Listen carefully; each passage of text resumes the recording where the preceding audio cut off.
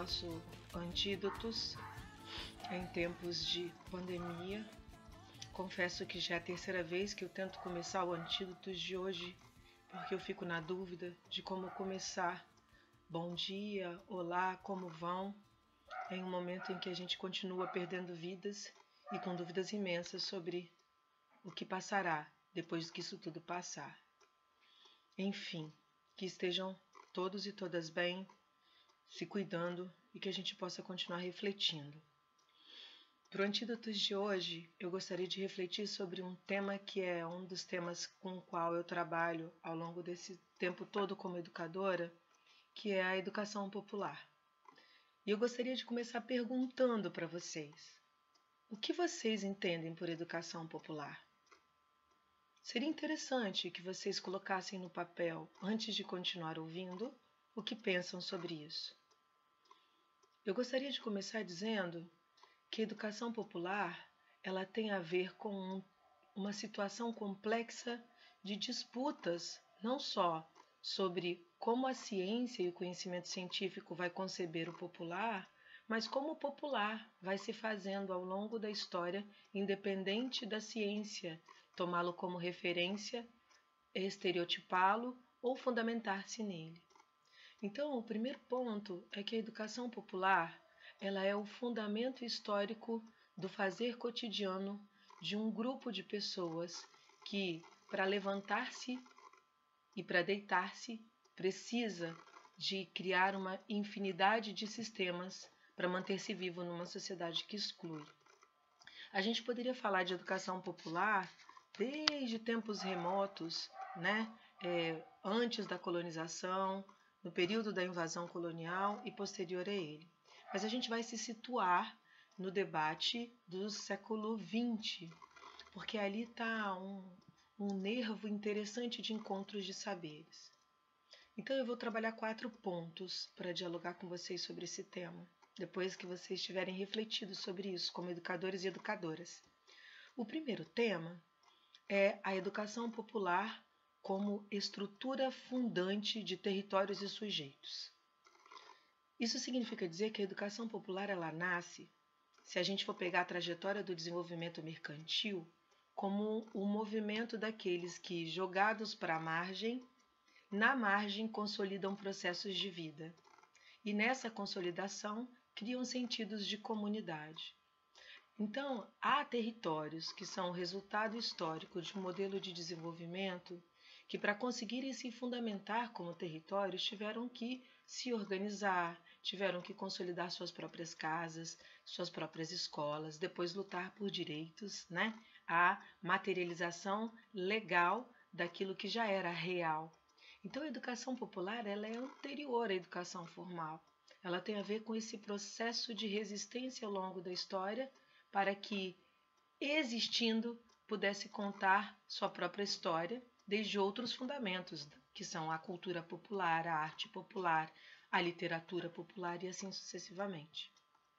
Então, esse primeiro ponto, como a educação popular como fundamento, como estrutura, como raiz, nos faz perguntar, então, a história dos territórios, dos sujeitos que conformaram determinados periféricos, ditos à margem, nem periféricos, nem subdesenvolvidos, nem lugar de toda pobreza, territórios ricos em histórias, no entanto, negados da história.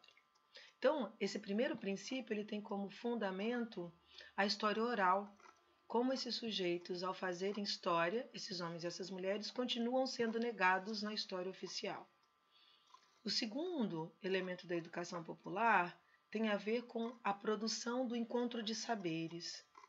No momento em que muitos intelectuais, muitos religiosos, muitos líderes comunitários, muitos líderes sindicais começam a se inteirar de que é possível a tessitura em rede desse encontro de saberes, aquele saber que era próprio do território passa a ser um saber coletivo, de comunidade, conjunto.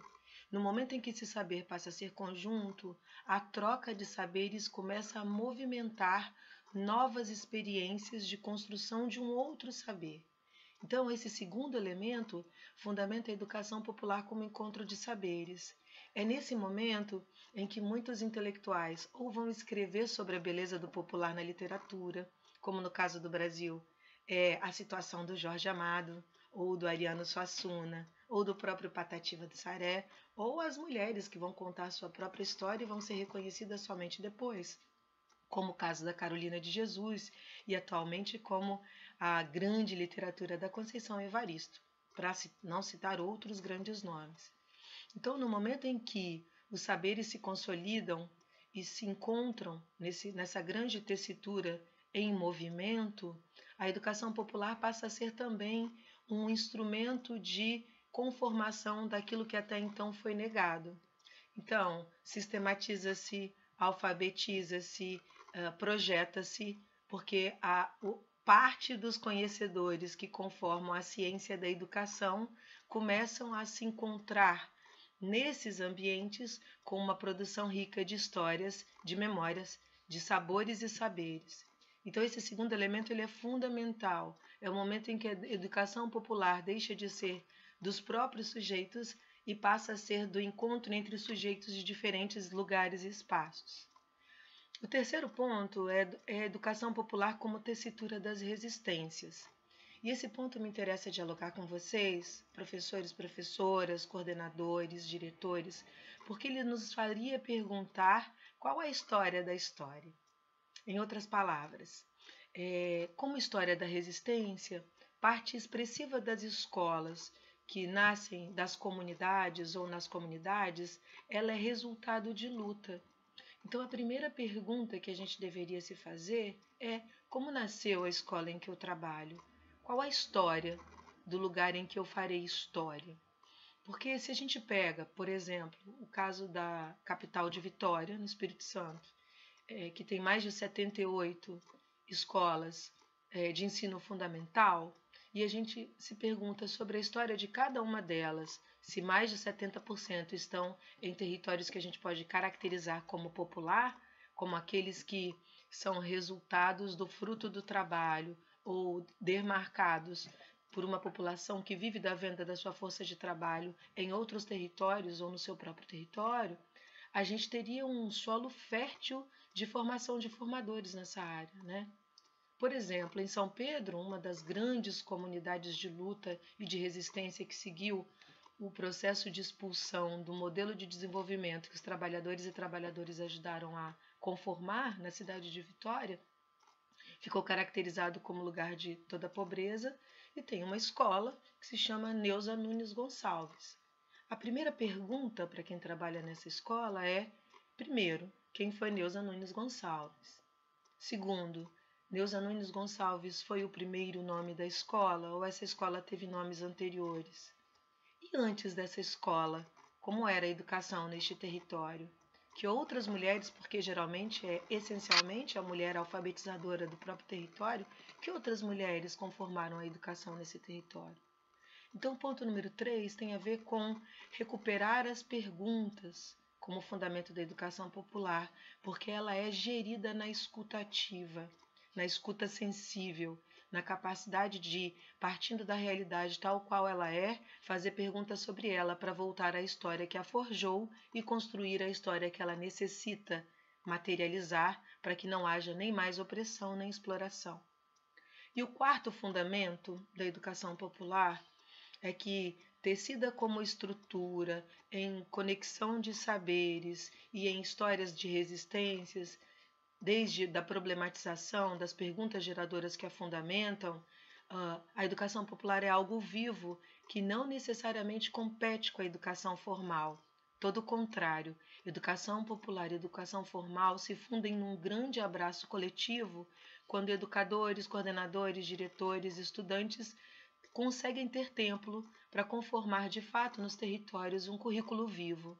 Então, a educação popular é o fermento da escola ativa, da escola viva. A gente sabe que quanto menor a relação de pergunta da escola, mais distante educação formal e educação popular. Quanto mais ativa a relação dialógica da escola com o território, mais fundida uma na outra. Então, a educação popular, ela é o fermento do nosso diálogo, da nossa produção coletiva e da nossa ação nos territórios. Se com alfabetização, se com música, se com poesia ou se com sistematização, a função é, no encontro de saberes, voltar a fazer perguntas numa sociedade muito repleta de respostas ditas como absolutas, entendidas como absolutas. E para a gente concluir o Antídotos de hoje, eu gostaria de reverenciar uma educadora incrível que ganhou o Prêmio Nobel de Literatura em 1945, a chilena Gabriela Mistral, que vale muito a pena vocês reconhecerem e conhecerem seus poemas, sua leitura sensível e seu trabalho nos territórios populares do Chile desse período, né? E ela diz assim em um dos seus poemas: Dá-me la mano e dançaremos. Dá-me la mano e me amarás. Como na sola flor seremos, como na flor y nada más. El mismo verso cantaremos, al mismo paso bailarás. Como una espiga ondularemos, como una espiga y nada más. Te llamas Rosa y yo Esperanza, pero tu nombre olvidarás, porque seremos una danza en la colina y nada más. Com a Gabriela Mistral, Paulo Freire, Carlos Brandão, Carolina de Jesus, muitos, Padre Josimo, Padre Gabriel, Frei Beto, Leonardo Boff, muitos homens e muitas mulheres que ao longo da nossa trajetória histórica ajudaram e forjaram-se na centralidade que deram e entenderam que tem a educação popular como formação, como consciência, como beleza, em meio àquilo que querem reproduzir como tristeza. Que a gente siga firme, que o nosso choro permita molhar a terra e dessa terra fértil produzir luta, resistência e consolidação da escola que de fato necessitamos como povo. Um beijo no rosto, um abraço apertado e um silêncio reflexivo é o que eu desejo para todos nós logo ali na frente, quando tudo isso passar.